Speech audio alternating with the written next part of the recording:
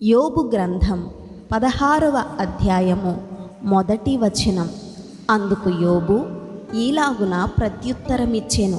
2వ వచనం. ఇట్టి మాటలు అనేకములు నేను వినియున్నాను. మీరందరూ బాధకే కర్తలు గాని ఆదరణకు కర్తలు కారు. 3వ వచనం. ఈ గాలి మాటలు ముగిసిపోయేనా? నీకేమి బాధ కలుగుట చేత నాకుత్తరమిచ్చుచున్నావు? 4వ వచనం.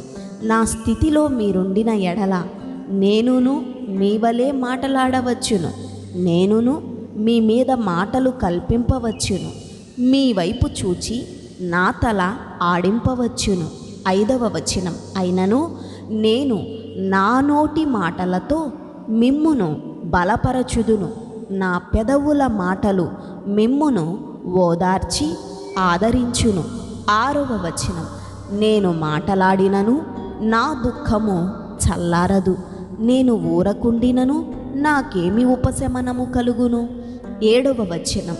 ఇప్పుడు ఆయన నాకు ఆయాసము కలుగచేసియున్నాడు, నా బంధువర్గమంతయు నీవు పాడు చేసియున్నావు. 8వ వచనం.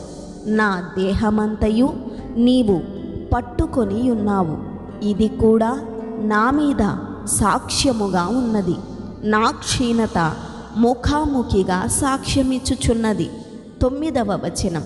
ఆయన తన కోపము చేత నా మీద పడి నన్ను చీల్చెను, ఆయన నా మీద పండ్లు కొరుకుచుండెను, నాకు శత్రువై నా మీద తన కన్నులు ఎర్ర చేసెను. 10వ వచనం.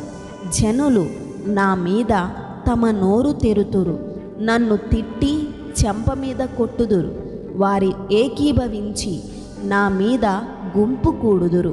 11వ వచనం. దేవుడు నన్ను దుర్మార్గులకు అప్పగించియున్నాడు, భక్తిహీనుల వశమున నన్ను ఉంచియున్నాడు. 12వ వచనం. నేను నెమ్మదిగా నుండిని, అయితే ఆయన నన్ను ముక్కలు చెక్కలు చేసియున్నాడు, మెడపట్టుకొని విదిలించి నన్ను తుత్తునియలుగా చేసియున్నాడు, తనకు నన్ను గురిదిబ్బగా నిలిపియున్నాడు. 13వ వచనం. ఆయన బాణములు నన్ను చుట్టుకొనుచున్నవి, కనికరము లేక నా తుండ్లను పొడిచెను, నా పైత్యరసమును నేలను పారబోసెను. 14వ వచనం. కన్నము మీద కన్నము వేసి ఆయన నన్ను విరుగగొట్టెను, పరుగులెత్తి శూరుని వలె నా మీద పడెను. 15వ వచనం. నా చర్మము మీద నేను గోనె పట్ట కూర్చుకొంటిని, నా కొమ్మును ధూళితో మురికి చేసి తిని. 16వ వచనం. నా చేత బలాత్కారము జరుగకపోయినను నా ప్రార్థన యథార్థముగా నుండినను. 17వ వచనం.